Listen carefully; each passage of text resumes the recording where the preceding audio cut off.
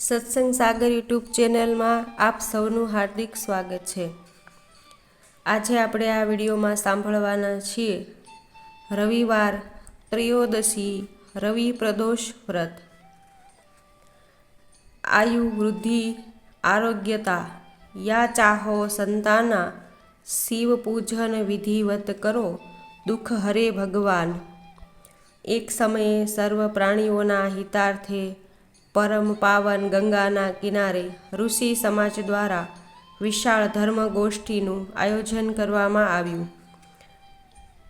મહર્ષિઓની સભામાં વ્યાસજીના પરમ શિષ્ય પુરાણ વેતા સૂતજી મહારાજ હરિકીર્તન કરતા કરતા પધાર્યા। સૂતજીને જોતા જ સૌનકાદિક અને ઋષિમુનિઓએ ઊભા થઈને દંડવત પ્રણામ કર્યા। સૂતજીએ ભાવથી સર્વને આશીર્વાદ આપ્યા અને સ્થાન ગ્રહણ કરવા કહ્યું। ઉપસ્થિત સર્વ ઋષિગણોએ વિનીત ભાવથી પૂછવા લાગ્યા, હે પરમ દયાળુ, કલિકાળમાં ભગવાન શંકરની ભક્તિ કઈ આરાધના દ્વારા ઉપલબ્ધ થશે તે અમને બતાવવાની કૃપા કરો, કેમ કે કળિયુગમાં સર્વ પ્રાણી પાપકર્મમાં રત રહીને વેદ શાસ્ત્રોથી વિમુખ રહેશે, દુર્બળ લોકો સંકટોથી ત્રસ્ત રહેશે। હે મુનિ શ્રેષ્ઠ, કળિયુગમાં સત્કર્મ તરફ કોઈની રુચિ રહેશે નહીં।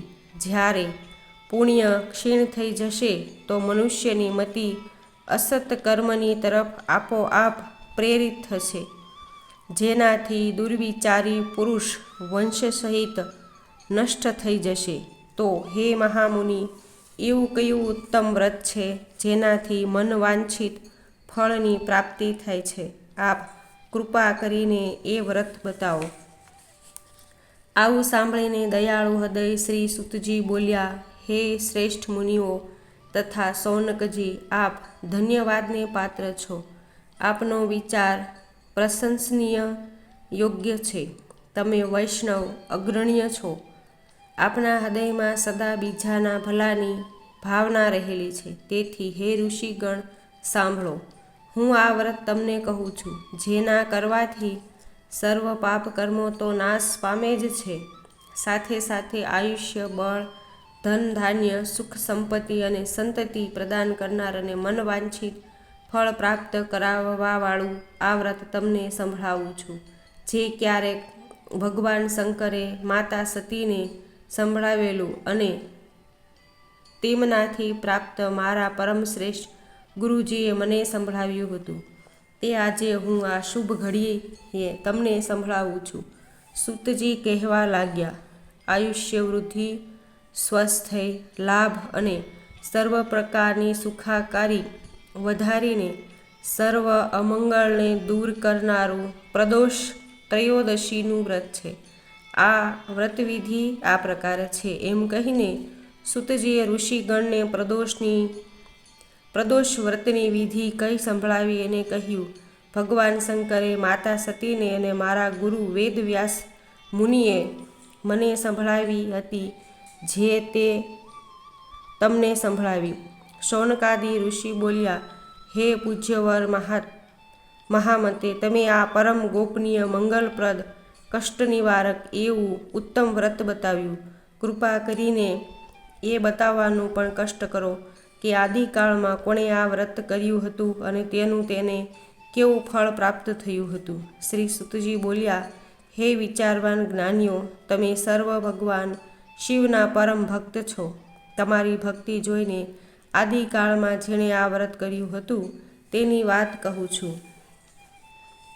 રવિવારની વાર્તા। આદિકાળમાં ઉલ્કાપુર નામના ગામમાં સોમદત્ત નામનો એક ગરીબ બ્રાહ્મણ તેની પત્ની સાથે રહેતો હતો। દુર્ભાગ્યવશ સોમવત અતિ વિદ્વાન અને શાસ્ત્ર જ્ઞાતા હોવા છતાં ગયા જન્મના કોઈ પાપકર્મના પ્રભાવે સુદામાની જેમ દારિદ્ર્ય તેના ભાગ્યમાં લખાયેલું હતું।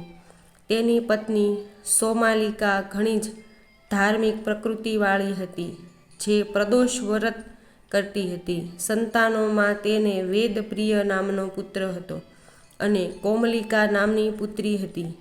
જે ઘણી જ રૂપવાન અને ગુણવાન હતી.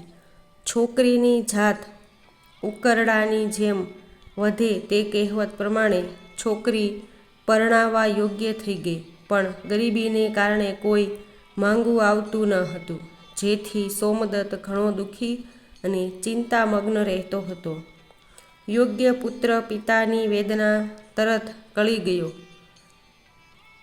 તેણે તેના માતા પિતા પાસે પરદેશ જઈ કમાવાની અને ગંગા સ્નાનની ઈચ્છા વ્યક્ત કરી અને કહ્યું, કદાચ મારું ભાગ્ય પરદેશમાં પલટો મારે તો હું મારી બહેનના લગ્ન યોગ્ય જગ્યાએ કરાવી શકું. માતાની હાનાકાનીને અંતે વેદપ્રિયને પરદેશ જવાની સંમતિ મળી ગઈ. ઘરમાં વેદપ્રિયને સાથે આપવા જેવું કશું હતું નહીં, પણ માનો જીવ છે ને, તેણે થોડી રોટલી બનાવી આપી.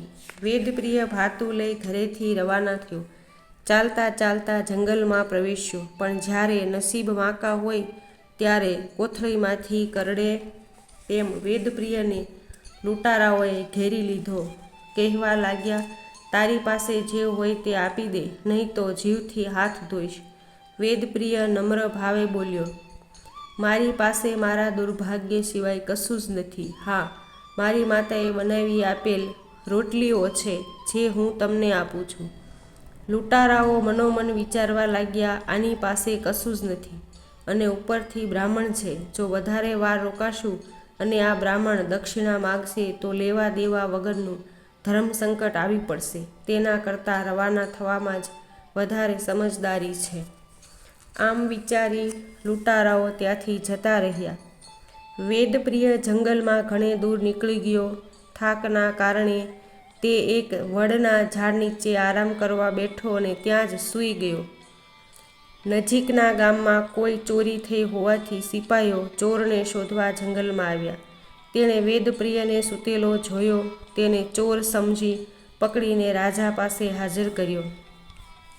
રાજા, વાજી અને વાંદરા ત્રણેય સરખા, તેમ રાજાએ કંઈ વિચાર્યા વગર તેને કેદખાનામાં બંધ કરી દીધો અને તેનું ભાતું છીનવી લીધું.